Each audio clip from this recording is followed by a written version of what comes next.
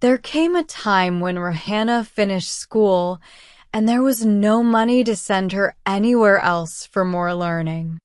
The only thing she could see was the sky over the Gayfield Hills and the main street of Gayfield with the knitting mill at the end. So, Rihanna went to work at Gayfield Mill and found a job with the unskilled workers. It looked like her future was decided now. She would work, share the hard work and fun of Gayfield with the other girls she knew. One day, she would marry some boy, maybe a clerk in one of the Gayfield stores, a farmer, a school teacher, a lawyer, a doctor, the head of a department in the mill, or maybe a minister. She was well-mannered and educated enough for any of these. During the winter of her 17th year, she was still very much a child at heart. She was physically behind, a late teenager, a little shy, quiet, romantic, and loved beauty. She passionately expressed herself only when she was curled up by the stove with her pencil and the red light of the coals falling on her slim hand. She sometimes went to village parties, learned to dance very easily, and had no favorite boys in Gayfield. She had no romances. She was liked and even secretly admired, but her slight shyness, quietness, and something vague about her seemed to keep boys from being too familiar. She was thin and awkward like a tall boy, not thought to be pretty and known to be poor. But still, more than one young man sometimes remembered her gray eyes and the sweetness of her mouth, forgetting the freckles on her nose and cheeks. She had a good time that winter, excited to learn dancing, happy at showers and parties, sleigh rides, and chicken suppers. She enjoyed different village events like movies every Thursday and Saturday nights, church entertainments, amateur plays at the town hall, and lectures by the Daughters of the Old Frontier. But she never liked any boy more than another, and she never felt any boy liked her more than the others, except once, and she was not sure about that. It was old Dick Neeland's son, Jim. He had been in Paris for several years studying art, and he came to Gayfield during Christmas week. Rihanna remembered seeing him a few times when she was a little child. He usually walked across the country with his strong father, Dick Neeland of Neeland's Mills. They were an odd and interesting pair with their hunting dogs and shiny guns. Old Dick's face was red like a wrinkled winter apple, and his hair was snow white. There was a 6-year difference between Jim Neeland's age and hers. She had always thought of him as a grown and serious man. But that winter, when someone pointed him out to her at the movies, she was surprised to see he was no older than the other boys she skated and danced with. Later, at a loud village party, she saw him dancing with every girl in town. His handsome and carefree nature made him a favorite right away. Rue felt nervous about dancing with him. When her turn came, she stood up with a sudden loss of confidence as he approached. She was silent, shy, and unresponsive, letting him lead her onto the dance floor. She slowly realized he wasn't a good dancer when he accidentally stepped on her foot. Afterward, he brought her an ice cream and sat beside her.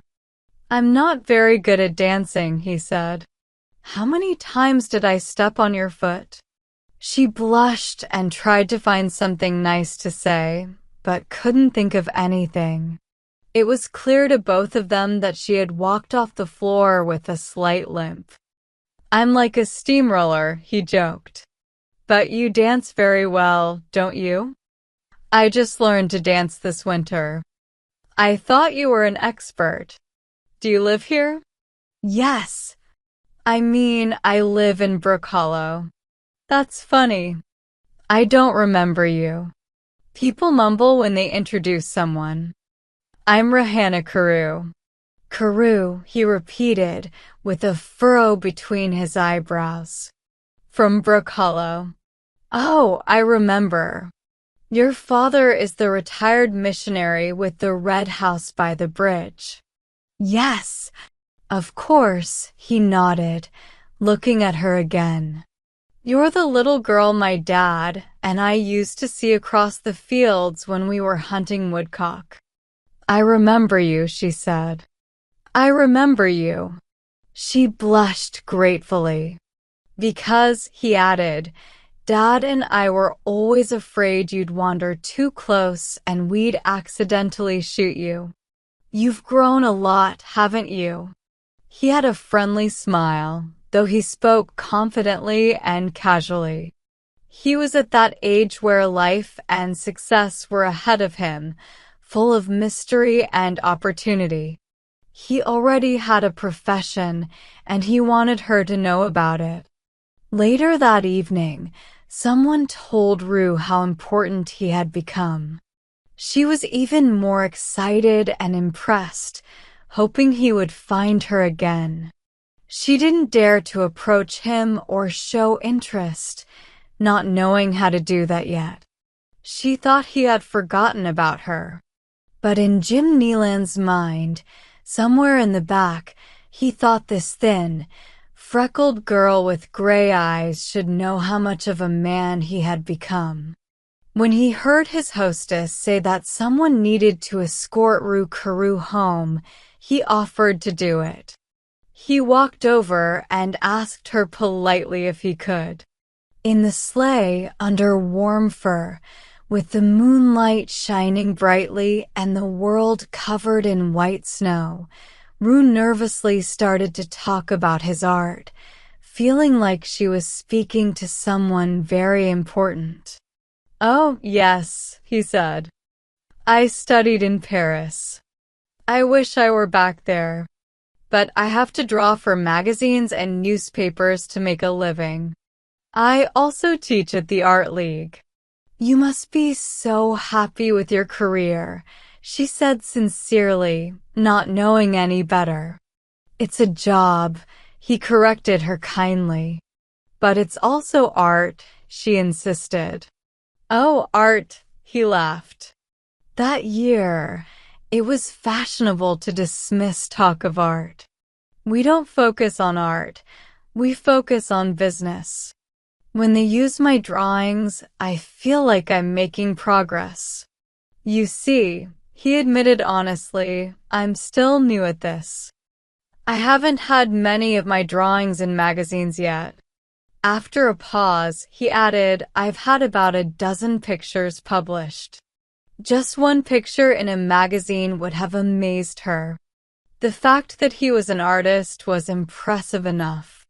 Do you like drawing and painting? He asked kindly. She took a deep breath, steadied her voice, and said she did. Maybe you can create some artwork yourself one day. She wasn't sure what he meant by stuff, guessing it was a professional term. She shyly admitted that she loved drawing and wished for lessons, but it was impossible for her. At first, he didn't understand that money was the issue for her. He encouraged her to develop her talent, giving advice about the Art League, places to stay, studios, and how to achieve her dreams, until she had to tell him that such things were too expensive for her. He stayed quiet, feeling sorry for her and thinking that she probably didn't have much talent anyway. He consoled himself by deciding she would be happier in Brook Hollow than struggling to survive in New York. It seems you'd like the last part of the story rewritten in simpler language. Here's the rewritten version. It's tough, he said suddenly. This art stuff, I mean. You work hard, but then you wait for approval. They often ask for changes in your work. Starting out, it's tough to make a living. Do you? She asked. Me? No. He blushed, though she couldn't see it in the moonlight. No, he repeated, I get money from my father. I'm still new at this. Could someone support themselves by drawing for magazines? She asked nervously. Oh, well, some artists make it big and earn a lot of money, he explained. There's a girl named Jean Throssell at the Star who makes a fortune drawing delicate, filmy girls in fancy dresses. Oh! Yes, Jean Throssell and Belinda Waythorn, who does futuristic art for the Looking Glass. They're successful. Rue found it hard to follow his professional talk. Then there are artists like Alexander Fairless and Philip Lightwood who also make fortunes, he continued. But for most artists, it's tough going, Miss Carew. Is it really hard? Well, if my dad didn't support me, I don't know what I'd do. A father should help if he can. Oh, I'll pay my own way someday. I feel it. I know it. I'll make plenty of money, he assured confidently. I'm sure you will. Thank you, he smiled. My friends believe in me. I have a friend, Princess Mischenka, who encourages me. When I feel down, she supports me. She's amazing. I owe her for inviting me to her Sunday gatherings and for her friendship. A princess? Rue whispered, amazed that such mythical figures existed. She's very beautiful. Her clothes must be beautiful too, Rue ventured. Well, they're very stylish. Everything about her is stylish. Her Sunday suppers are wonderful. You meet important people, everyone who matters. He turned to her openly. I'm lucky Princess Mischenka is my friend. Honestly, Miss Carew, I don't know why she finds me interesting. Rue thought she knew, but said nothing. If I could choose, Neelan said a moment later, I'd paint battle scenes instead of illustrations. But it wouldn't pay. Couldn't you support yourself by painting battles?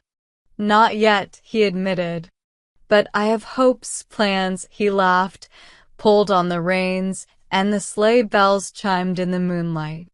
They had arrived. At the door, he said, I hope you get a chance to take art lessons someday. Thank you for dancing with me. If you ever come to New York to study, let me know. Yes, she said. I will. He was halfway to his sleigh when he looked back and saw her in the doorway. Good night, Rue, he said warmly, feeling sorry for her. Good night, she replied. He couldn't resist going back to her, framed in the light, and kissed her softly on her warm lips. She looked up at him, blushing and bewildered. His eyes were playful, and his quick smile was charming. A shy smile crept onto her lips and stayed, even after he drove away, the sleigh bells joyfully ringing in the moonlight.